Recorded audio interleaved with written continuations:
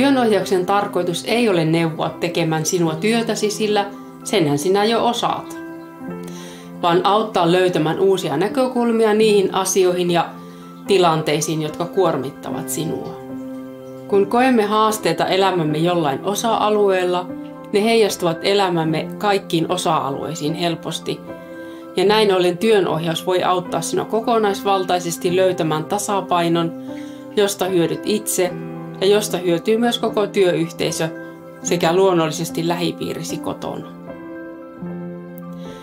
Työnohjaus ei ole terapiaa, vaan keskustelua ja vuorovaikutusta, jonka aikana on mahdollista oivaltaa ja löytää toisenlainen näkökulma tilanteisiin ja asioihin, jotka nyt näyttävät haastavilta.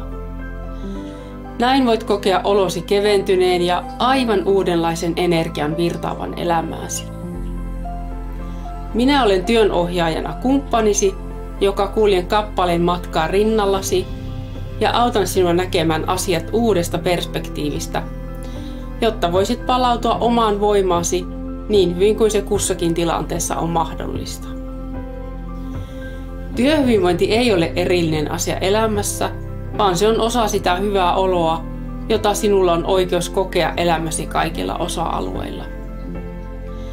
Nykyyhteiskunnassa elämä on usein haastavaa, mutta näihin haasteisiin on mahdollista löytää näkökulmia, jotka vapauttavat, ja näin haasteet muuttuvat kokemuksia rikastuttaviksi asioiksi.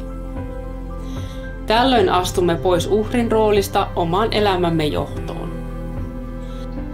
Vaikka sinusta voi nyt tuntua mahdottomalle ajatukselle, niin kaikki vastaukset ja uudet näkökulmat ovat jo valmiina sinussa itsessäsi. Minun tehtäväni on auttaa sinua avaamaan se sisäinen ovi sinussa, josta kaikki vastaukset löytyvät.